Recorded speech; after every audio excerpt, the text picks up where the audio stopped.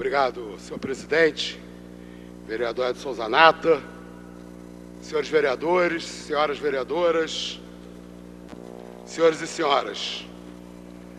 Tempo voa, né? Clichê, mas é verdade. Já estamos aqui no final de uma legislatura, final do meu primeiro mandato. Parece que foi ontem, mas já faz 4 anos que eu fiz aqui o meu discurso de estreia. Eu queria dedicar essa fala de hoje para fazer um balanço do nosso mandato, da nossa atuação na Câmara Municipal. Mas eu queria, em primeiro lugar, pedir desculpas pelas minhas falhas, pelos meus erros, desculpas pelo meu temperamento, nem sempre educado, algumas vezes ríspido, né? Não sei se eu faço, o Raimon brincou aqui comigo, cordial, nem sempre cordial, né, irmão? Contigo sempre. Mas queria, em primeiro lugar, me desculpar, especialmente com os meus assessores e colaboradores do mandato, né? Pelas várias ocasiões em que eles tiveram que aturar o meu mau humor. Eu espero só que se compreendam. Obrigado, Angelina. Eu só espero que compreendam que isso acontece porque eu faço política com convicção, com ideologia.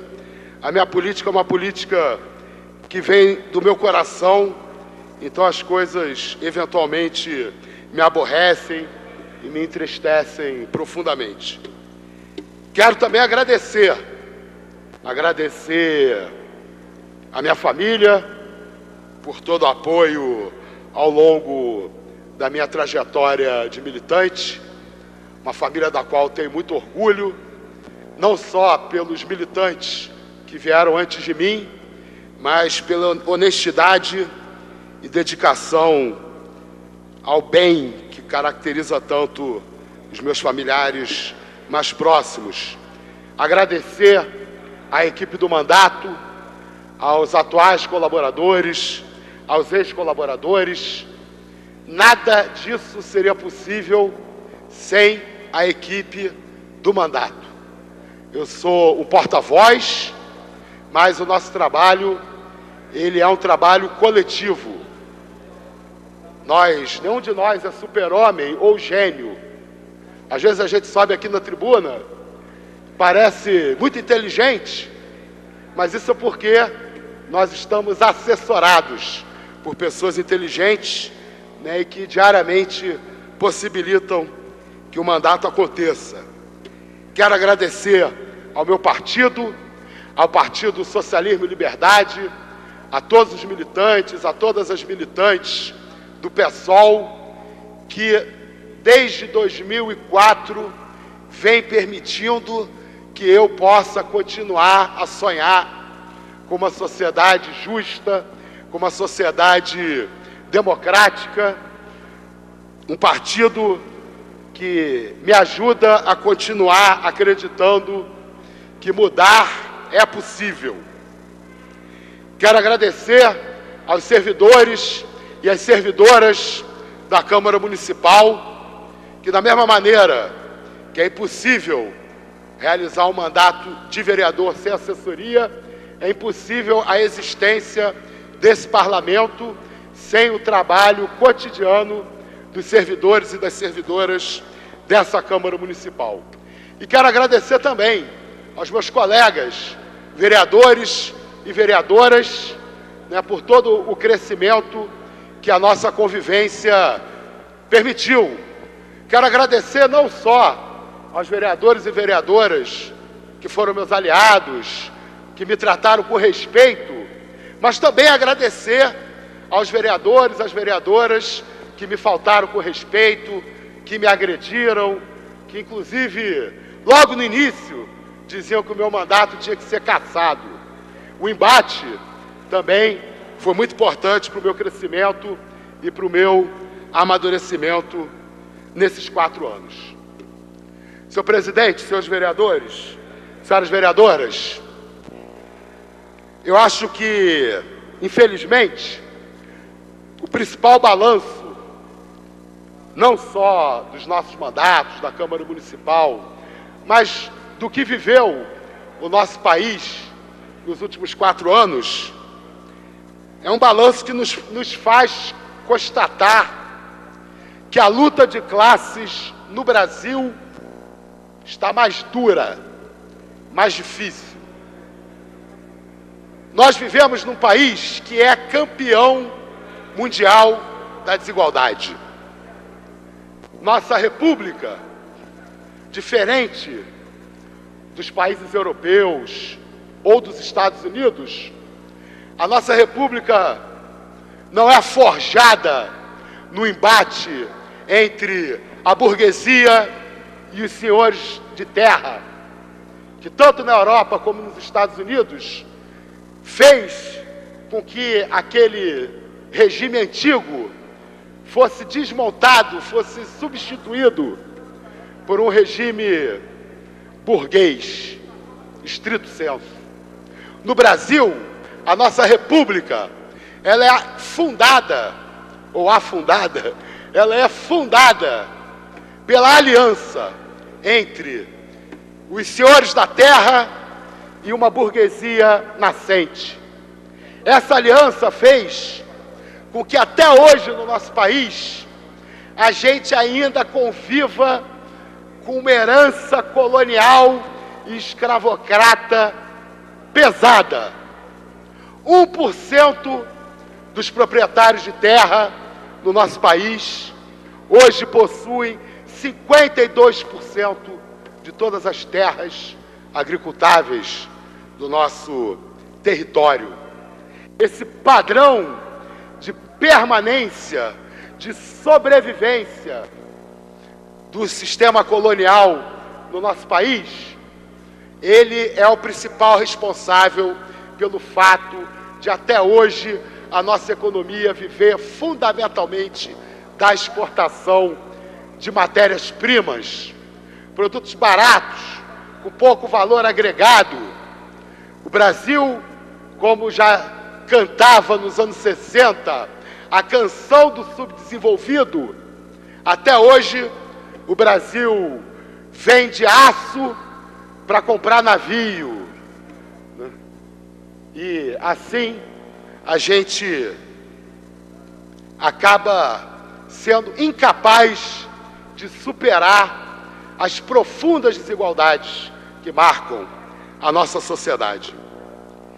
Durante o período imediatamente anterior a essa legislatura, a gente viveu no Brasil um período onde a economia internacional supervalorizou as commodities e permitiu uma política, especialmente no primeiro e na primeira metade do segundo mandato do presidente Lula, uma política que nós chamamos de política do ganha-ganha.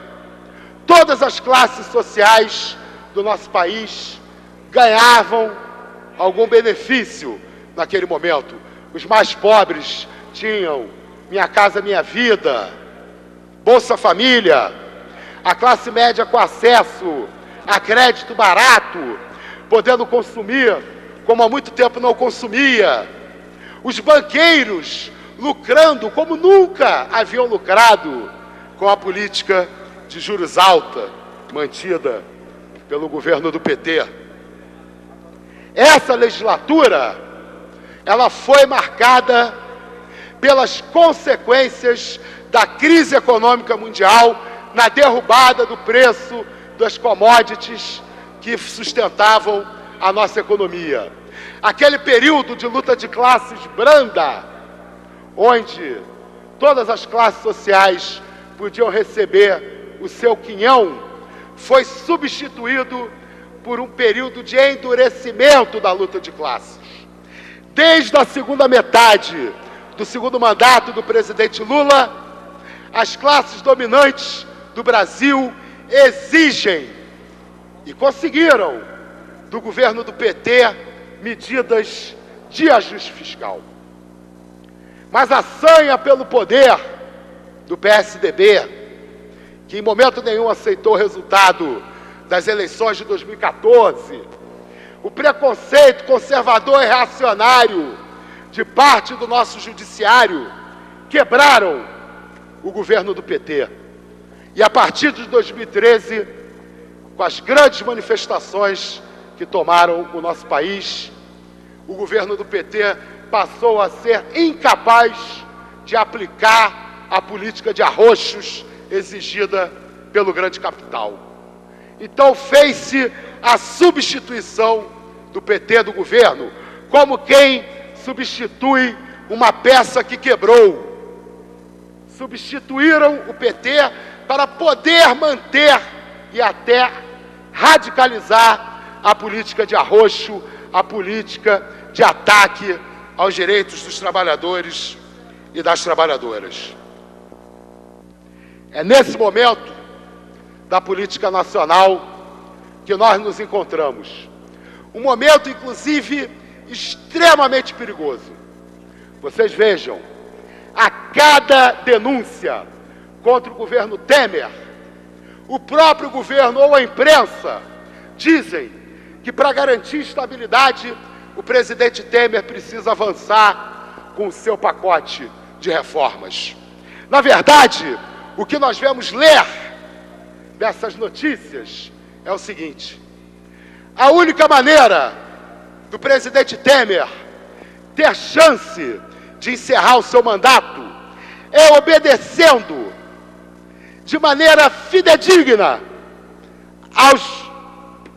às determinações do grande capital, expressas especialmente pela Fiesp e pela Febraban. A burguesia brasileira pode estar perdendo a mão. Eu acho muito arriscado que o grande capital faça com que o governo mais ilegítimo, desde o final da ditadura militar, não tínhamos um governo tão ilegítimo quanto o governo Temer. Esse governo absolutamente ilegítimo tem a tarefa de realizar o maior ataque aos direitos dos trabalhadores e das trabalhadoras na história do nosso país, na história do Brasil. Como um governo tão ilegítimo vai ser capaz de implementar essas reformas? Eu suspeito, senhor presidente, que parte do capital do nosso país está disposta a pagar o preço que precisar ser pago para implementar essa política de arroxo. Mesmo que isso signifique, por exemplo, que a legislatura que nós vamos começar no próximo janeiro não termine. Eu desconfio sinceramente, senhor presidente, que setores da burguesia brasileira, que aliás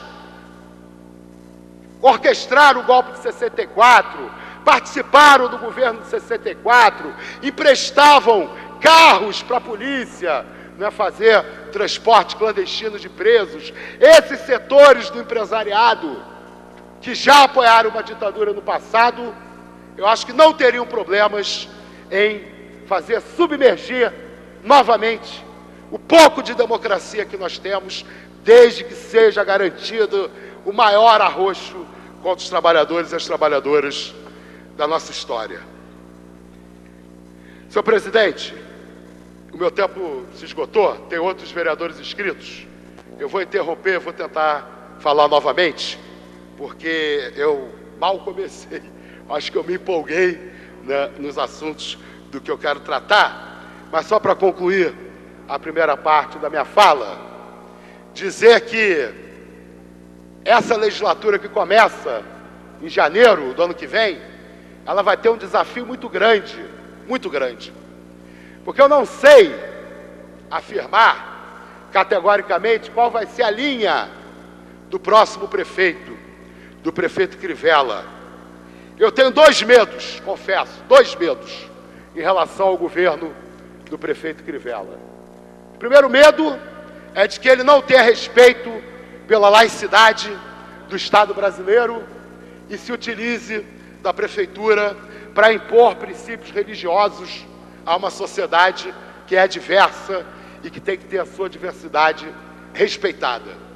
E o meu segundo medo, senhor presidente, é que o prefeito Crivella abrace o mesmo pacote de austeridade entre aspas, que vem sendo implementado no governo federal e no governo estadual. E que se utilize do seu poder para promover a repressão da nossa cidade. Fiquei muitíssimo preocupado no primeiro debate, no primeiro turno, quando o ainda candidato Crivella se comprometeu com o candidato Flávio Bolsonaro em apoiar o programa Escola Sem Partido, que é um programa que, na verdade, devia se chamar Escola com Censura, Escola Sem Liberdade. Se o prefeito Crivella caminhar nessa direção, será porque ele aceitou cumprir o papel de leão de chácara da burguesia ocupando a prefeitura da cidade do Rio de Janeiro. Não podemos permitir que um projeto de implementação da censura dentro das escolas seja aprovado nessa legislatura no próximo período. Então, senhores vereadores, senhoras vereadoras, encerro por aqui com esperanças de que a luta do povo conquiste vitórias e que o nosso país avance ao invés de retroceder. Mas concluo meu discurso confessando que eu não estou otimista. Não estou otimista. Os desafios ao povo brasileiro que nós enfrentaremos nos próximos anos serão terríveis, terríveis.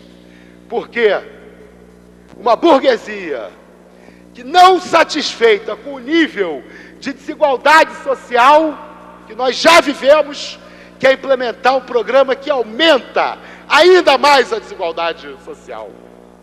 É bom o pessoal da Casa Grande prestar atenção. Nós não estamos na França, ou na Alemanha, ou no Japão, ou nos Estados Unidos, pedindo mais sacrifício para os povos desses países. Estamos no Brasil, exigindo mais sacrifícios de um povo que já é absolutamente sacrificado. Isso não vai dar certo. Nós não vamos deixar. Conclua. Obrigado, senhor presidente. Na verdade, eu me inscrevi, para falar. Pois não. Desculpa, então. No expediente. Aí, como o pela ordem está furando a fila, eu achei melhor pedir o pela ordem também. Para não ficar esperando todos os pela ordem. Porque eu queria, senhor presidente, senhores vereadores, senhoras vereadoras, concluir o discurso de balanço que eu estava fazendo na primeira parte do grande expediente. Eu fiz o balanço sobre a situação do país, do mundo. Eu queria falar um pouco sobre o Rio de Janeiro. Eu não posso encerrar meu primeiro mandato na Câmara Municipal sem, mais uma vez, externar a minha, um balanço muito negativo da gestão Eduardo Paes. O prefeito Eduardo Paes governou nossa cidade durante 8 anos, nos quais, na maior parte do tempo, ele foi beneficiado por uma situação econômica internacional favorável e por grandes investimentos que vieram para a nossa cidade em função da Copa do Mundo e das Olimpíadas. Infelizmente, o prefeito Eduardo Paes, com o auxílio, entre outros, do jornal O Globo, que logo no início do primeiro mandato do prefeito lançou uma campanha chamada remoção, a palavra tabu. As remoções eram uma prática muito comum na nossa cidade, desde o prefeito Pereira Passos, antes do prefeito Pereira Passos, passando pelo governador da Guanabara, Carlos Lacerda, ocorreu durante o regime militar e desde o processo da redemocratização, a remoção tinha virado um tabu. O jornal Globo, com sua campanha, ajudou o prefeito Pereira Passos, o prefeito Eduardo Paes, a incorporar o espírito do Pereira Passos. E o que aconteceu? nessa cidade, nos últimos 8 anos, foi o desperdício da oportunidade da Copa do Mundo e das Olimpíadas, o desperdício de tantos investimentos que poderiam ter sido utilizados para melhorar a qualidade de vida da nossa população, para atender mais pessoas com saneamento básico, para investir em moradias, para diminuir o problema histórico, né, das moradias não existirem praticamente no centro da cidade, provocando danos à mobilidade urbana. Nós tínhamos grandes oportunidades nesses últimos 8 anos. Infelizmente, ao incorporar o espírito do prefeito Pereira Passos, o que é que o prefeito Eduardo Paes fez?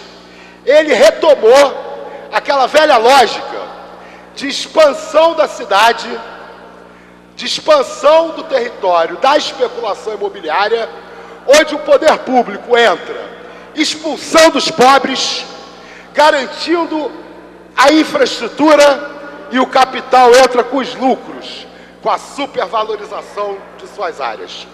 Os Jogos Olímpicos, por exemplo, antes ainda da cidade ser escolhida, quando já começou o debate sobre a vinda das Olimpíadas para o Rio de Janeiro, arquitetos, urbanistas, diziam, por exemplo, que as Olimpíadas poderiam ser uma grande oportunidade para trazer moradores para a zona portuária da nossa cidade.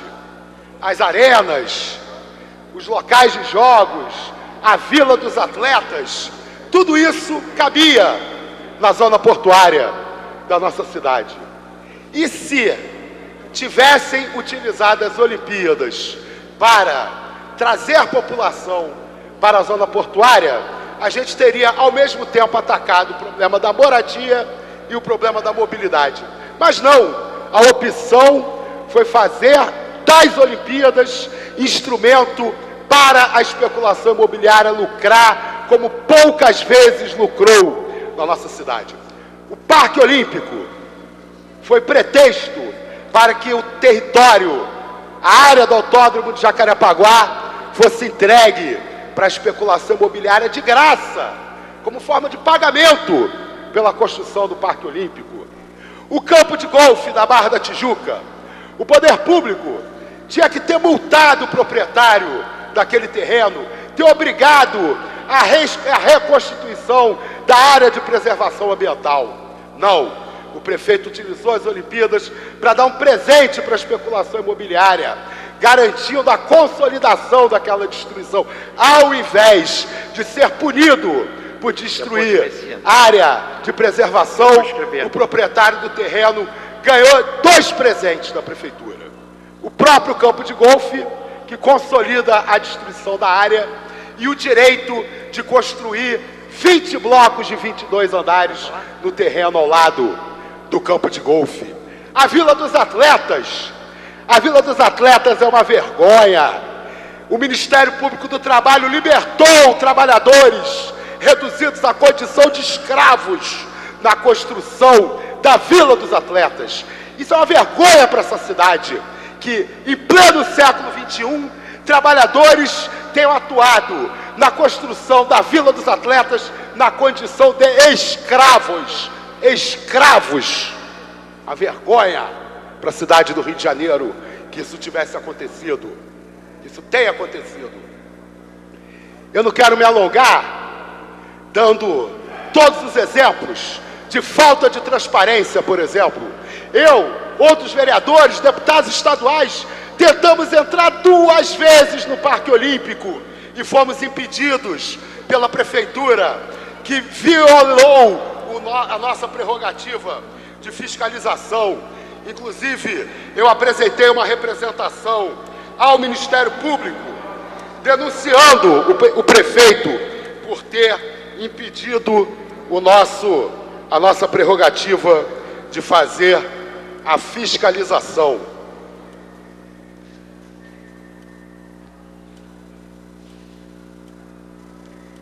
Eu estou procurando aqui o número da representação no Ministério Público: 2015-009-71094. Representação contra o prefeito por ter impedido a fiscalização do Parque Olímpico pelos vereadores. Senhores vereadores, senhoras vereadoras, eu acho que eu já citei vários pontos críticos da Prefeitura Eduardo Paes, mas eu quero aqui dizer com toda franqueza, nada me assustou mais do que o tratamento que essa prefeitura deu para as populações das favelas e das comunidades que ela quis remover. Aliás, me dói muito no coração que o meu ex-companheiro Jorge Bittar, ex-companheiro de partido, tenha sido protagonista nessas ações. Quando a Secretaria Municipal de Habitação, igual um bando de nazistas, chegava nas comunidades com um baldinho de tinta azul, um pincel, saía vandalizando a casa dos moradores, pichando SMH número 1, SMH número 2, SMH número 3. Quando os moradores saíam para entender o que os servidores do Jorge Bittar estavam fazendo nas suas casas, eles eram aterrorizados pela prefeitura, que respondia o seguinte: estamos marcando as casas que serão demolidas. Uma arbitrariedade, uma criação de terror dentro da comunidade. Em várias comunidades, na Indiana, na Vila Autódromo, na Vila Recreio, na Vila Harmonia, em várias comunidades, sem nenhuma base legal, a prefeitura chegava estabelecendo o terrorismo. E aí, vejam só, aquelas famílias, muitas delas pobres, sem recursos, sem instrução, ao receber essa notícia, se intimidavam e aceitavam as primeiras propostas de negociação da prefeitura. Quando essas famílias entregavam seus imóveis para a prefeitura, Eduardo Paes, Jorge Bittar e outros eram responsáveis pela seguinte política: demolir aquelas casas e deixar os escombros de propósito, para produzir doença, para produzir morte, através de ratos, baratas, insetos. Eu visitei várias dessas comunidades, eu vi becos dentro das favelas, e que tinha 15, 20 casas, e uma casa demolida, e com os escombros largados ali, por essa prefeitura criminosa. Isso é crime, isso é uma doença fazer isso com as pessoas, é coisa de bandido, da pior espécie, Eduardo Paes e Jorge Bittar produziram a coisa mais medonha que eu vi nos 4 anos como vereador dessa cidade, que foi a produção proposital de doença dentro das comunidades, para pressionar as famílias a aceitarem as remoções. Eu sinceramente sou ateu, mas eu torço para que exista um inferno, para que pessoas como o prefeito Eduardo Paes e o secretário Jorge Bittar paguem pelo que fizeram com mais de 20 mil famílias nessa cidade. Eu não termino o meu primeiro mandato com tranquilidade. Eu termino o meu primeiro mandato enojado com a maneira como essa prefeitura se comportou nesses últimos 8 anos. E enojado com a subserviência da Câmara Municipal, que permitiu que a prefeitura atuasse produzindo doença nas favelas do Rio de Janeiro. Essa é a marca da gestão Eduardo Paes. Uma gestão sem transparência, uma gestão corrupta, uma gestão que permitiu trabalho escravo na construção da Vila dos Atletas e que produziu doença dentro das favelas para fazer as remoções. Sinceramente, termino esse mandato torcendo para que o prefeito Crivella seja pelo menos um pouquinho menos canalha do que o prefeito Eduardo Paes. Porque Se continuar esse jogo nessa cidade, nós todos vamos pagar muito caro.